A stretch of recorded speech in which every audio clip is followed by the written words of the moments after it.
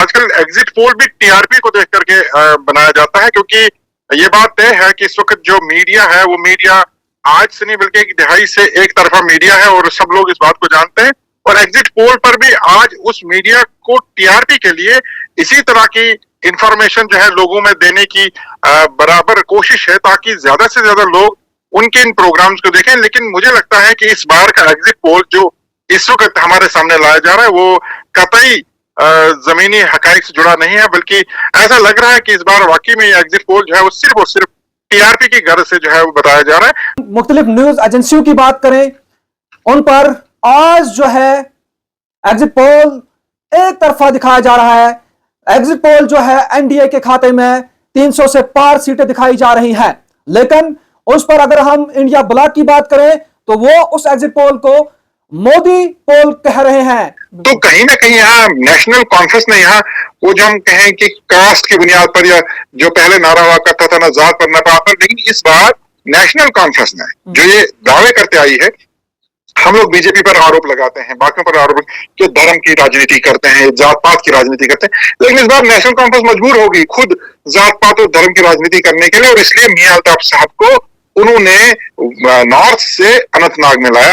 बिस्मिल्लाहिर्रहमानिर्रहीम, अस्सलाम वालेकुम नाजरीन, मैं हूं राजा शकील, आप देख रहे हैं द चनाब टाइम्स। नाज़रीन, कल से जो इंतखाबात जो है खत्म हो चुके हैं, वोटिंग का सिलसिला मुकम्मल हो चुका है और कल से जो है एग्जिट पोल सामने आ रहे हैं।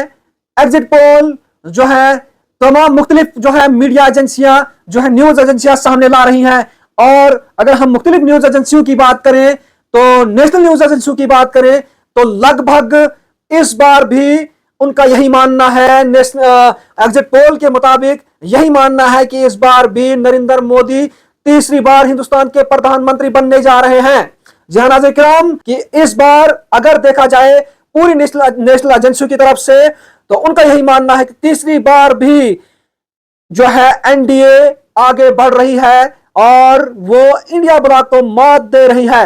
लेकिन अगर हम दूसरी तरफ इंडिया अलायंस की बात करें, इंडिया अलायंस का मानना है कि इस बार जो है भारतीय जनता पार्टी को, एनडीए को हमने पीछे छोड़ दिया है, एनडीए का सफाया किया है। इस बार जो है अगर हम इंडिया ब्लॉक की बात करें तो इंडिया ब्लॉक का मानना है कि इस बार हमारे पास 295 सीटें जो है हासिल हैं।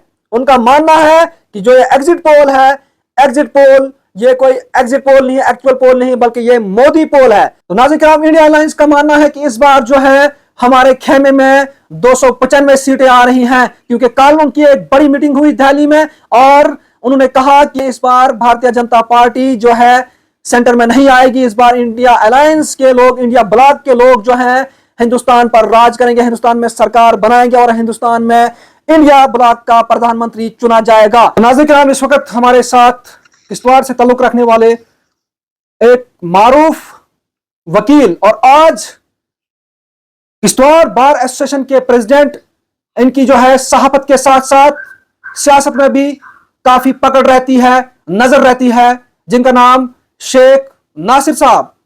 शेख नासिर साहब से हम जानना चाहेंगे, जिस तरह से आज अगर हम मुख्तलिफ न्यूज एजेंसियों की बात करें, उन पर आज जो है एग्जिट पोल एक तरफा दिखाया जा रहा है।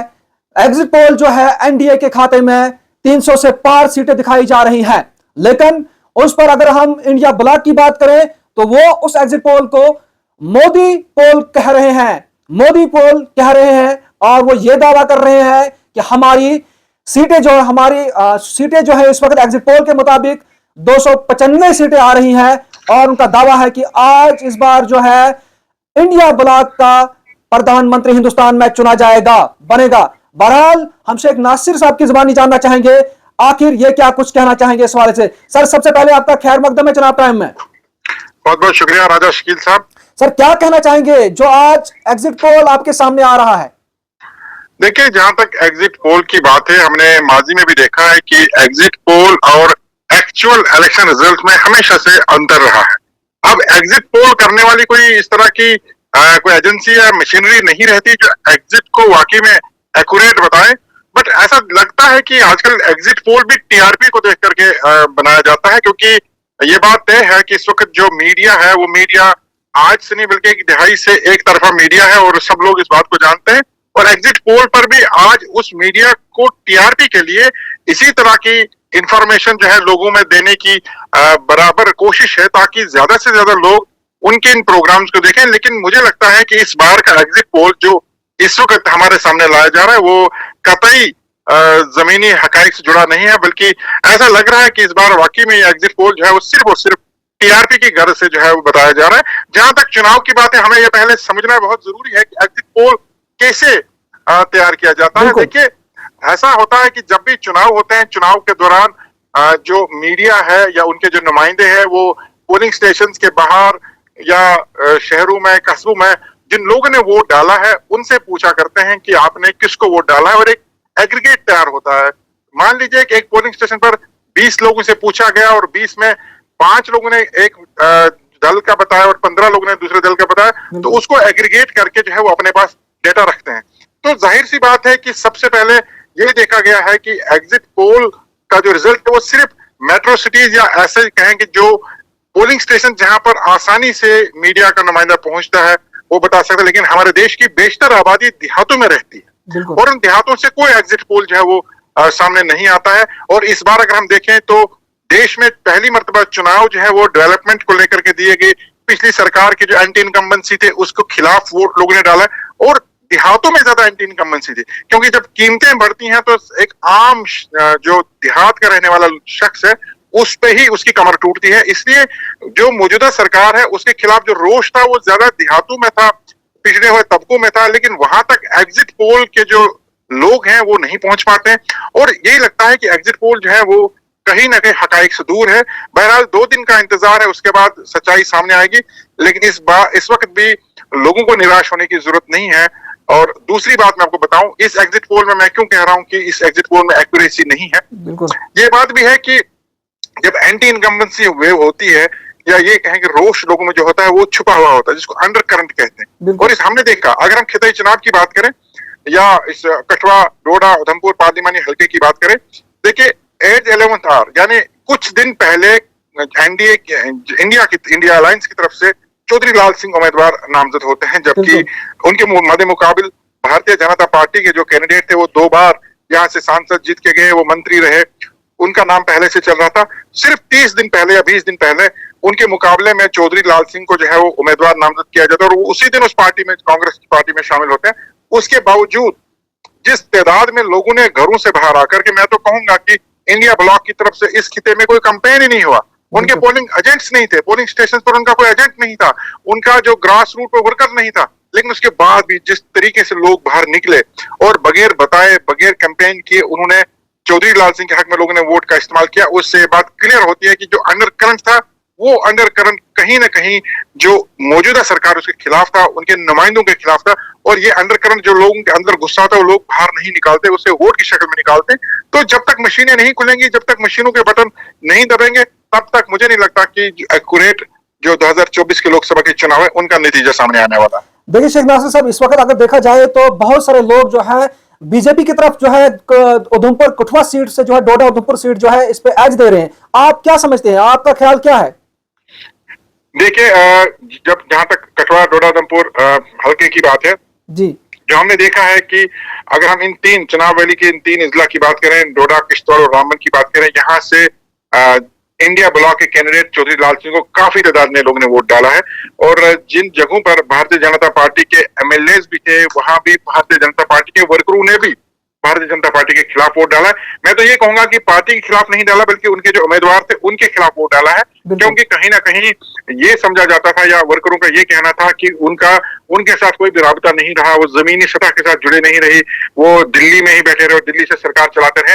वो किसी भी इलाके में, चाहे डोडा हो, किश्तवाड़ हो या रामबन का कोई भी इलाका हो, उन इलाकों में वो अपने दौरे इक़्तिदार में कभी नहीं आए। उन्होंने कुछ गांव गोद लिए थे, उन गांवों की हालत बाकियों से भी बदतर है और उनकी परफॉर्मेंस और उनके जो लोगों से डिस्कनेक्ट था, उस वजह से पार्टी का काडर भी उनके खिलाफ था। हालांकि प्रधानमंत्री नरेंद्र मोदी को देख करके पार्टी के वर्करों ने वोट डाला, लेकिन बहुत बड़ा एक सेगमेंट था वोटर्स का जो उनके खिलाफ था। और इस वजह से यहाँ से इन तीनों इजला से उनके खिलाफ वोट पड़ा है और भारी तादाद में यहाँ से चौधरी लाल सिंह लीड लेके गए हैं। और जो हमारे जो सोर्सेज हैं या जो हमारे नेतृत्व वहां कठुआ जिला के रहने वाले, उनके मुताबिक कठुआ से भी चौधरी लाल सिंह ने जो है वो वहां से लीड ली है। अब ले दे के उधमपुर जिला की अगर हम बात करें, उधमपुर जिला में ये देखा जाना है कि चौधरी लाल सिंह अगर वो इनसे पीछे रह गए हैं अपने जितेंद्र सिंह से, तो कितना पीछे रह गए हैं? क्या चौधरी लाल सिंह वहां इस हद तक पीछे है कि डोडा किशोर रामबन और कठुआ की लीड उन्हें कम पड़ रही है, या जितेंद्र सिंह जो है वो कुछ ज्यादा लीड नहीं ले पाए? तो इस सूरत में जो है कोई भी उम्मीदवार जीत सकता है। यहाँ पर आप एक तरफा इसको चुनाव को, एक तरफा मुकाबले को नहीं समझ सकते। कोई भी इन दोनों उम्मीदवार में कोई भी जीत सकता है। सिर्फ और सिर्फ उधमपुर डिस्ट्रिक्ट में कितना वोट जो है वो बीजेपी के पक्ष में पड़ा है और कितना उनके खिलाफ पड़ा है, ये चीज डिसाइड करेगी। हालांकि ये समझा जाता था कि डीपीएपी के उम्मीदवार के मैदान में उतरने से भारतीय जनता पार्टी को बहुत बड़ा फायदा होगा, लेकिन लोग समझदार हैं, वोटर समझदार है, और इस बार वोटर्स ने उन्हें ये कहा कि ठीक है, हम आजाद साहब के काम से मुतासिर जरूर हैं, हम आजाद साहब की शख्सियत से मुतासिर जरूर हैं, लेकिन इस चुनाव में आजाद साहब को वोट देने का मतलब ये है कि इनडायरेक्टली हम भारतीय जनता पार्टी को सपोर्ट करें, इसलिए उन्हें भी कुछ वोट यहाँ से खासा वोट नहीं मिला है। तो कुल मिलाकर के ये समझा जा रहा है कि आप इसे कांटे की टक्कर कहें तो ज्यादा बेहतर रहेगा। यहाँ पर मुझे नहीं लगता किसी एक उम्मीदवार को एज है, यहाँ पर कोई भी उम्मीदवार दोनों में से जीत सकता है। हाँ, सिर्फ इतना ही फर्क रहेगा कि उधमपुर से भारतीय जनता पार्टी कितना लीड ले चुकी है। अगर कुछ ज्यादा लीड नहीं है तो चौधरी लाल सिंह जो ये मुकाबला जीत सकते हैं। हालांकि जब चौधरी लाल सिंह ने उधमपुर में एक रैली की थी, वो रैली जो है बहुत बड़ी रैली थी, और उधमपुर की तारीख में लोगों का ये कहना है कि इससे बड़ी चुनावी रैली कभी नहीं हुई है। तो मतलब साफ है कि उधमपुर में भी आप जितेंद्र सिंह को इतना आगे नहीं समझ सकते। नासिर साहब, आपका ये मानना है कि अगर उधमपुर में भी चौधरी लाल सिंह को वोट पड़ा होगा तो चौधरी लाल सिंह के चांसेस हैं? बिल्कुल बिल्कुल। चौधरी लाल सिंह उधमपुर में कुछ ज्यादा पीछे अगर ना रहे हों तो वो आराम से मुकाबला जीत सकेंगे, क्योंकि चुनाव बेल्ट से उन्हें अच्छी खासी लीड है, और ये समझा जाता है कि 80,000 से 1 लाख तक की लीड इस तीनों इजला से वो लेके गए हैं, और उसी तरह से कठुआ से भी अच्छी खासी लीड है। अगर चौधरी लाल सिंह लाख वोट उधमपुर डिस्ट्रिक्ट में पीछे रहते हैं तो कुछ नहीं कहा जा सकता, लेकिन अगर वो वहां 50, 70, 80,000 तक पीछे है तो चौधरी लाल सिंह जो है वे मुकाबला जीत सकते हैं। बिल्कुल। नासिर साहब से ये जानना चाहता हूं, इसके अलावा हम अगर बात करें जम्मू की बात करें, बारामूला की बात करें, या अनंतनाग, श्रीनगर की बात करें, तो क्या कुछ कहेंगे, किन पार्टियों के अंदर आपको मुकाबला नजर आ रहा है? देखिए, उधमपुर इसमें जम्मू का जो पार्लिमानी हलका है, वहां तो मुकाबला भी काफी सख्त रहा है, लेकिन कहीं ना कहीं वहां भारतीय जनता पार्टी को एज जरूर हासिल है। वो इस वजह से है क्योंकि इससे पहले उधर जम्मू पार्लिमानी हलके के साथ पुंछ और राजौरी का इलाका जुड़ा रहता था, जहां कांग्रेस का अच्छा खासा वोट था, और कांग्रेस के एमपी जो पहले चाहे मदनलाल शर्मा रहे हैं या बाकी लोग रहे हैं, वो पुंछ राजौरी से उनको अच्छा व खासा वोट मिलता रहा है। लेकिन इस बार पुंछ राजौरी को चूंकि जम्मू हल्के से निकाला गया था और उसकी जगह रियासी को जोड़ा गया था, रियासी में भारतीय जनता पार्टी का वोट है, उस वजह से जम्मू सीट में थोड़ा बहुत एज बीजेपी को जरूर मिला है, क्योंकि कांग्रेस का वोट यहाँ से कटा है। बिल्कुल। और उसका असर लेकिन उधमपुर में पड़ा है। उधमपुर से जब रियासी वाला एरिया निकाला गया तो यहाँ बीजेपी का वोट कम हुआ है, इसलिए हम यहाँ चौधरी लाल सिंह को भी एज मानते हैं, और जम्मू में बीजेपी को थोड़ा बहुत एज है। और अगर हम वैली की बात करें, देखिए वैली में सबसे दिलचस्प मुकाबला इस बार जो है इस साल 2024 में देखने को मिला है। बिल्कुल। सबसे पहले जब गुपकार अलायंस टूटा, बिल्कुल, गुपकार अलायंस के टूटने से ये लोग जो है वो सोच रहे थे कि शायद अब भारतीय जनता पार्टी ने बड़ी मेहनत और मशक्कत करने के बाद इन दो पार्टियों को अलग कर दिया, वो शायद बीच में अपने उम्मीदवार खड़े करके जो है वो अपना रास्ता ढूंढने की कोशिश करेंगे। लेकिन भारतीय जनता पार्टी ने इन तीनों वैली के तीनों पार्लियामेंट सेगमेंट्स में अपने उम्मीदवार खड़े ना करके एक आम लोगों को, वोटर को एक चौंका दिया है कि काफी अरसे से भारतीय जनता पार्टी जो है कश्मीर में काम कर रही थी, और हर बार ये कहा जाता था, दावे किए जा रहे थे कि इस बार कश्मीर में कमल खिलेगा, लेकिन इस बार ऐसा देखा गया कि कमल का बीज बोया ही नहीं गया कश्मीर में। उसके पीछे देखिए बहुत बड़ी पार्टी है भारतीय जनता पार्टी, कोई छोटी पार्टी नहीं, बहुत बड़ी पार्टी है, और इस पार्टी के जो सलाहकार है या जो थिंक टैंक पार्टी के अंदर, उनको भी आप अंडर एस्टिमेट नहीं कर सकते। बहरहाल कश्मीर में चुनाव क्यों नहीं लड़ा गया वो बेहतर वो लोग समझ सकते हैं, और उनके हिसाब से, उनके नजरिए से हो सकता है उनके लिए बेहतर फैसला। लेकिन हम समझते हैं कि शायद भारतीय जनता पार्टी ने चुनाव ना लड़के बहुत कुछ खोया है, खास करके अनंतनाग हल्के की अगर हम बात करें, क्योंकि अनंतनाग हल्के में पुंछ राजौरी जो नौशेरा का इलाका पड़ता है, वहां पर भारतीय जनता पार्टी का वोट था, और साथ ही साथ पहाड़ी स्टेटस मिलने के बाद भी भारतीय जनता पार्टी का वोट बढ़ सकता था, और यहाँ भारतीय जनता पार्टी अपने काडर को इकट्ठा कर सकती थी, अपने वोटर्स को इकट्ठा कर सकती थी। लेकिन वहां चुनाव ना लड़के भारतीय जनता पार्टी ने बहुत बड़ा नुकसान किया, क्योंकि एक बार अगर आप अपनी पार्टी के वोटर को दूसरा रास्ता दिखाते हैं कि आपने इस बार बल्ले को वोट डालना है, बिल्कुल। अल्ताफ बुखारी साहब की पार्टी को वोट डालना है, तो बहुत कम लोग वापस लौट आते हैं। क्योंकि देखिए, जो पार्टी का बुनियादी वर्कर होता है, जिसने कभी भी पार्टी के खिलाफ वोट नहीं डाला, भारतीय जनता पार्टी के वो लोग जिनने सिर्फ और सिर्फ कमल को आज तक वोट डाला है, पैदा होने से लेकर आज तक कमल को वोट डाला है। आज आपने खुद उनको कहा कि आप भेंट को वोट डालिए, यानी वो कहीं ना कहीं वो जो एक बांध था, तो आपने खुद ही तोड़ दिया। अब हो सकता है उसमें 10% लोग कहें यार ठीक है, आज भेंट को दिया, कल हल को देंगे, परसों कलम दवात को देंगे। आपने खुद अपने वोटरों को एक दे दिया, एक दरवाजा खोल कर दे दिया। तो कहीं ना कहीं भारतीय जनता पार्टी ने अनंतनाग कॉन्स्टिट्यूंसी में चुनाव न लड़के अपना नुकसान जरूर किया है, लेकिन उन्होंने साथ ही साथ पीडीपी का थोड़ा बहुत नुकसान किया, क्योंकि भारतीय जनता पार्टी ने जब अपनी पार्टी के उम्मीदवार की सपोर्ट की, तो उससे जो है पीडीपी को थोड़ा बहुत नुकसान जरूर हुआ है। वो मैं आपको बता दूं कि कैसे नुकसान हुआ है। देखिए, जब गुपकार अलायंस टूटा और उसके बाद पीडीपी के सदर महबूबा मुफ्ती साहबा ने कहा कि नहीं, उन्हें वर्करों ने मजबूर किया, लीडर्स ने मजबूर किया कि आपको चुनाव लड़ना है, वो अनंतनाग से जो है वो चुनाव लड़ने के लिए तैयार होगी। तो पहले ही समझा जाता था कि अनंतनाग से जो है वो उनको छोड़ दिया जाएगा, लेकिन बहरहाल उनके मुकाबले में नॉर्थ कश्मीर से जो है वो मियां अल्ताफ साहब को लाया गया। लेकिन मियां अल्ताफ साहब को इसलिए इस हल्के में उतारा गया क्योंकि मियां अल्ताफ साहब का अपनी बरादरी में, जो गुजर बरादरी में, एक बहुत बड़ा मुकाम है, उन्हें लोग बहुत ज्यादा मानते हैं। और इस कॉन्स्टिट्यूंसी में जब पुंछ राजौरी को जोड़ा गया, हालांकि अनंतनाग के कुछ एरिया में भी गुजर वोट काफी है, जब पुंछ राजौरी को जोड़ा गया तो गुजर वोटों की तादाद काफी बढ़ गई। तो कहीं ना कहीं यहाँ नेशनल कॉन्फ्रेंस ने यहाँ वो जो हम कहें कि कास्ट की बुनियाद पर, या जो पहले नारा हुआ करता था ना जात पर ना पात पर, लेकिन इस बार नेशनल कॉन्फ्रेंस ने जो ये दावे करते आई है, हम लोग बीजेपी पर आरोप लगाते हैं, बाकियों पर आरोप कि धर्म की राजनीति करते हैं, जात पात की राजनीति करते हैं, लेकिन इस बार नेशनल कॉन्फ्रेंस मजबूर होगी खुद जात पात और धर्म की राजनीति करने के लिए, और इसलिए मियां अल्ताफ साहब को उन्होंने नॉर्थ से अनंतनाग में लाया। वरना वजह क्या हो सकती थी, क्योंकि वो अनंतनाग इस कॉन्स्टिट्यूंसी में कभी वो काम नहीं किया, उन्होंने यहाँ से कभी चुनाव नहीं लड़ा है, यहाँ के वो रहने वाले नहीं है, उनको उतारा गया सिर्फ और इसलिए क्योंकि एक पर्टिकुलर कम्युनिटी के वोट पर उनकी नजर थी। तो उससे जो मुकाबला सीधा सीधा वहां मियां अल्ताफ साहब और महबूब मुफ्ती के दरमियान समझा जाने लगा। और इस बार आपको मैं बता दूं, पुंछ राजौरी में दो ही तरह का वोट है, वहां गुज्जर और पहाड़ी वोट है, और इनकी आपस में कभी नहीं बनी है। अगर एक ने एक पार्टी को वोट किया, तो इस बार लगता था कि शायद पहाड़ी जो है बीजेपी को वोट करेंगे, लेकिन जब बीजेपी ने उम्मीदवार नहीं उतारा तो पहाड़ी वोटर्स ने कहा कि नहीं, हमने मियां अल्ताफ साहब को वोट नहीं डालना है, क्योंकि उनके साथ बनती उनका 36 का आंकड़ा है, हम पीडीपी को वोट करेंगे। और वो खुल करके सामने उसमें डिफरेंट पार्टीज के भी उनके लीडर्स ने कहा हम महबूबा मुफ्ती साहब को वोट डालेंगे, हम मियां अल्ताफ साहब के हक में वोट नहीं डालेंगे। लेकिन लास्ट आखिरी मरहले में जब चुनाव पहले उन्होंने पोस्टपोन किया, और उसके बाद जब भारतीय जनता पार्टी ने आकर के अपनी पार्टी के उम्मीदवार जफर इकबाल मनहास, जो खुद एक पहाड़ी है, उनको सपोर्ट किया, तो कहीं ना कहीं पहाड़ी वोट भी दो हिस्सों में बंट गया। एक हिस्सा पीडीपी के खाते में चला गया और एक हिस्सा जफर इकबाल मनहास के खाते में चला गया। यानी कुल मिलाकर के भारतीय जनता पार्टी के इस चुनाव में इनडायरेक्टली घुसने की वजह से पीडीपी को नुकसान हुआ, लेकिन अनंतनाग वाले एरिया में पीडीपी ने अच्छा खासा वोट लिया है। और यहाँ मुकाबला मियां अल्ताफ और महबूबा मुफ्ती साहब के दरमियान है। मियां अल्ताफ साहब की भी अच्छी पकड़ है अपने वोटर्स में, वहीं दूसरी जगह महबूबा मुफ्ती साहब का जो अनंतनाग तो पीडीपी का ही एक वो बेल्ट माना जाता है, तो यहाँ पर आप कुछ भी नहीं कह सकते। यहाँ जो भी इन दोनों उम्मीदवारों में जीतेगा बहुत ही कम मार्जिन से जीतेगा।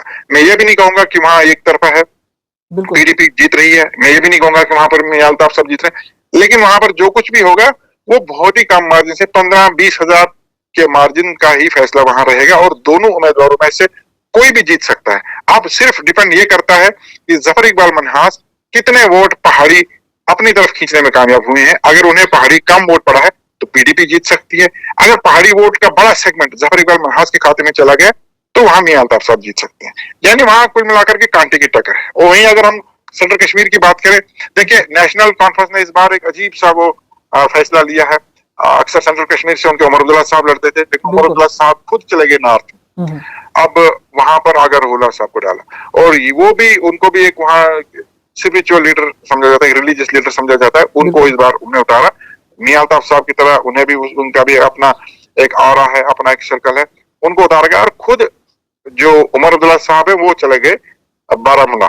अब आगर साहब जवान है, यंग है, उनके उतरने से पहले वहीदुर रहमान परा पीडीपी की तरफ से उतरे, वो भी एक नौजवान है, तो उनके मुकाबले में उन्होंने आगर को लाया। और शुरुआती दौर में जब देखा गया, जब कैंपेन शुरू हुआ, तो वहीदुर रहमान परा उनसे काफी आगे चल रहे, बिल्कुल। वो काफी देर तक जेल में बंद रहे, उस वजह से भी एक सिंपैथी लोगों में थी। क्योंकि आप कुछ भी करिए, कश्मीर में जेल जाना एक क्वालिफिकेशन है लीडर्स की, उनके लिए एक सिंपैथी बढ़ती है। तो बिल्कुल। नौजवान, खासकर बुजुर्ग, खवातीन वगैरह सब हमने देखा कि वो वहीदुर रहमान परा की तरफ जो है ज्यादा रागिब हो रहे थे। लेकिन कहीं ना कहीं पीडीपी एक काम इस पूरे इलेक्शन में पीछे रही। देखिए, जब आर्टिकल 370 की एब्रोगेशन हुई, उसके बाद जब पीडीपी से 20 से ज्यादा एमएलए और सबका वुजरा निकल गए, तो पार्टी ना सिर्फ उनमें लीडरशिप क्राइसिस पड़ गई, बल्कि पार्टी इक्तिसादी तौर पर भी कमजोर होगी। अब पार्टी के पास जो है वो मालदार लोग नहीं रहे। तो इस पूरे कैंपेन में हमने देखा, इन तीनों सेगमेंट्स में बिल्कुल। पीडीपी कहीं भी बड़ा बड़ा जलसा नहीं कर सकी, कहीं भी बड़ी रैली नहीं कर सकी। पीडीपी ने सिर्फ रोड शोज किए, गाड़ियों में गए, लोगों के बीच में गए, तकरीरें की, चले गए। उनने कोई बड़ा शो नहीं किया। उसके लिए पीडीपी लीडरशिप ने बार बार ये कहा कि हमारे पास रिसोर्सेज की कमी है, हम बड़े से बड़ा कुछ वो जलसा नहीं कर पाए। तो वो एज जो है वो नेशनल कॉन्फ्रेंस को रहा। उन्होंने बड़े जलसे किए, बड़े प्रोग्राम किए। कश्मीर में सेंट्रल कश्मीर की बात करें, जैसे जैसे चुनाव नजदीक आने लगा, अगर उन्होंने बड़े बड़े प्रोग्राम किए, और कहीं ना कहीं उसका असर वोटर पर पड़ता है, एक रुझान बनता है। तो वो उस खाते में थोड़ा सा आगे निकल गए हैं, और यहाँ पर अगर वहीदुर रहमान से वो आगे हैं तो बहुत कम मार्जिन से आगे। मेरा ये मानना है, देखिए वहां भी मुकाबला कांटे का होगा, लेकिन कहीं ना कहीं जो नेशनल कॉन्फ्रेंस का कैंडिडेट है वो वहां आगे हैं, और कुछ ज्यादा मार्जिन से आगे नहीं है, आगे। लेकिन बात फिर हो जाएगी अंडर करंट की। अगर अंडर करंट पीडीपी के हक में रही है तो वो भी जीत सकते हैं, लेकिन अपेरेंटली जाहिरी तौर ऐसा लग रहा है कि वहां आगर होला जो है वो थोड़ा सा आगे है। बारामूला को लेकर क्या कहेंगे आप? बारामूला को लेकर के देखिए, वो सब लोग बारामूला को लेकर इंटरेस्टिंग है, और वहां पर तो मेरा भी यही मानना है कि मुझे भी ये लगता है कि वहां उमर अब्दुल्ला साहब और सजाद लोन साहब जो दोनों मैदान में थे, दोनों के दरमियान मुकाबला था।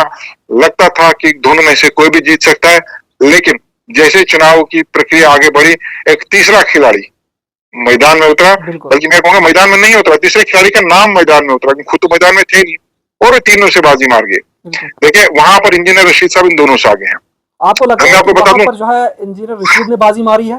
देखिए वहां पर इंजीनियर रशीद साहब ने बाजी इसलिए मारी है क्योंकि इंजीनियर रशीद के लिए लोगों की सिंपैथी वहां थी, और इंजीनियर रशीद के हक में जो लोग कैंपेन कर रहे थे, उन्होंने कहीं ना कहीं वो इस बात में कामयाब हो गए, वो लोगों के दिलों में उतरने के लिए कामयाब हो गए, और एक सिंपैथी उन्होंने गेन की। वहां पर पीडीपी के उम्मीदवार फयाज अहमद मीर भी मैदान में थे, लेकिन जैसे जैसे कैंपेन आगे बढ़ता गया, फयाज अहमद मीर मुकाबले से बिल्कुल दूर नजर आए। लेकिन इंजीनियर रशीद के लिए लोग सड़कों पर निकले, और वो जो 90 या 2005-7 का एक दौर था, उस तरह की रैलीज जहां लोग खुद बाहर आ रहे हैं, एक जज्बे के साथ आ रहे हैं, और बगैर पैसा दिए आ रहे हैं, उस तरह से लग रहा है कि आज जो है वो गुस्सा कहिए या जो भी कुछ कहिए, लोग जो है वो इंजीनियर रशीद के हक में आवाज बुलंद करके वो कुछ में एक मैसेज देना चाहते थे। लोग इस चुनाव को ना एक मैसेज की तरह से देखना चाहते थे, कि हम एक पैगाम दिल्ली को देना चाहते हैं कि जिन लोगों को आप सता रहे हैं, जिन लोगों को आप बंद कर रहे हैं, जिन लोगों को आप टारगेट कर रहे हैं, हम उन लोगों के हक में हैं, हम आपके खिलाफ हैं। ऐसा कुछ देखने को मिला वहां पर। और इसी चक्कर में जो है वो नेशनल कॉन्फ्रेंस के इतने बड़े लीडर उमर अब्दुल्ला साहब भी मजबूर हो गए कहने में कि अगर मुझे मालूम होता कि इंजीनियर रशीद साहब यहाँ से चुनाव लड़ेंगे और ये माहौल होगा, तो शायद मैं भी उनके लिए जो है रास्ता छोड़ देता। लेकिन कहीं ना कहीं नेशनल कॉन्फ्रेंस का पूरा कॉर्डर इस कॉन्स्टिट्यूंसी में, देखिए नेशनल कॉन्फ्रेंस का कॉर्डर तो है, नेशनल कॉन्फ्रेंस की पूरी लीडरशिप, पूरे वर्कर इस कॉन्स्टिट्यूंसी में पूरा जोर लगा रहे थे, क्योंकि उनकी पार्टी का सबसे बड़ा लीडर आज की तारीख में फारूक साहब तो बुजुर्ग हैं, सबसे बड़ा लीडर वहां चुनाव लड़ रहा था, और ये पार्टी के सर्वाइवल की भी बात थी। अगर उमर अब्दुल्ला हारते हैं तो नेशनल कॉन्फ्रेंस की हार होगी, वो एक उम्मीदवार की हार नहीं होगी। इसलिए नेशनल कॉन्फ्रेंस ने भी वहां पर सारे हरबे इस्तेमाल किए, हर तरह की मुमकिन कोशिश की है। और वहीं अगर दूसरी जानब देखें तो ये इलाका जो है वो सजाद गनी लोन का इलाका माना जाता है, और ये कहा जाता है कि इस बार के चुनाव में अगर पूरे जम्मू कश्मीर में सबसे बड़ा जलसा, सबसे बड़ी रैली कहीं हुई है तो बारामूला में सजाद गनी लोन की रैली हुई है, जिसमें बहुत ज्यादा तादाद में लोगों ने शमूलियत की। तो उनकी तरफ से भी कोई कसर नहीं रही है। लेकिन ऐसा लगता है कि कहीं ना कहीं यहाँ इंजीनियर रशीद और इंजीनियर रशीद के जो सपोर्टर्स हैं वो कामयाब हो गए हैं शो स्टील करने में। और ये भी देखा गया कि कुछ ऐसे एरियाज हैं, चाहे आप उनका जो पुराना हल्का लंगेट हुआ करता था, सोपोर है, लंगेट है, वहां पे पोलिंग ज्यादा हुई है, और जो इंजीनियर रशीद का ही इलाका माना जाता है। और इंजीनियर रशीद के लोगों का ये भी कहना है कि वो बहुत ज्यादा आगे हैं, वो लाखों के नंबर बताते हैं, लेकिन उतना आगे नहीं है। मेरे हिसाब से वहां जो है वो आगे हैं, और कहीं 4 जून को चौंका देने वाले नतीजे सामने ना आए।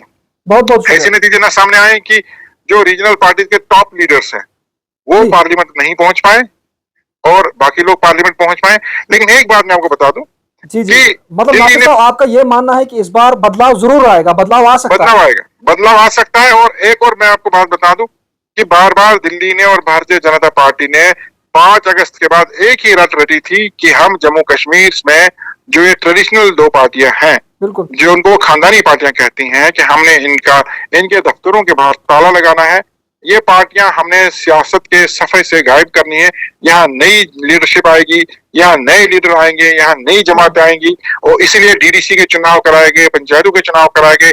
एक नई पैदावार लीडरों की तैयार होगी, एक नई फौज तैयार होगी, एक नई सियासत और नई सोच जम्मू कश्मीर में जो है हम डेवलप करेंगे। लेकिन लोकसभा के चुनाव में फिर वही नजर आया कि इन तीनों सेगमेंट में बीजेपी तो कहीं थी नहीं, नेशनल कॉन्फ्रेंस और पीडीपी आमने सामने नजर आई।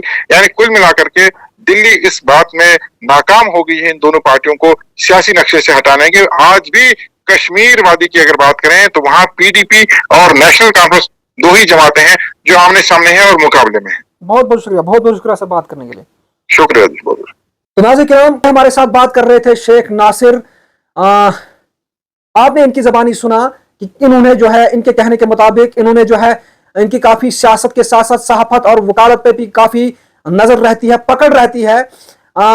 इनके कहने के मुताबिक जो है, अगर हम डोडा उधमपुर कॉन्स्टिट्यूंसी की बात करें तो ये एज जो है चौधरी लाल सिंह को दे रहे हैं। उसके साथ साथ अगर हम बात करें जम्मू सीट की, तो इनके कहने के मुताबिक जम्मू सीट जो है बीजेपी के खाते में जा गई है, बीजेपी को एज दे रहे हैं। उसके साथ अगर हम वादी कश्मीर की बात करें, श्रीनगर ये नेशनल कॉन्फ्रेंस को नेशनल कॉन्फ्रेंस के बात कर रहे हैं, एज जो वहां पे नेशनल कॉन्फ्रेंस को जा रहा है। और उसके साथ अगर हम बारामूला सीट की बात करें तो वहां इंजीनियर रशीद के खाते में जो है वहां की जीत दर्ज हो सकती है। और उसके साथ साथ अगर अनंतनाग रजौरी की बात करें तो हाँ, शेख नासिर का कहना है कि वहां पर काफी कांटे की टक्कर है। लेकिन जिस तरह से हमने अपने सोर्सेज से बात की, मुख्तलिफ एजेंसियों से बात की, तो उनका कहना है कि वहां पर जो है कहीं ना कहीं पीडीपी भी जीत दर्ज कर सकती है। बहरहाल जम्मू कश्मीर में इस बार वोट परसेंटेज, जो वोटिंग परसेंटेज है काफी हाई रही।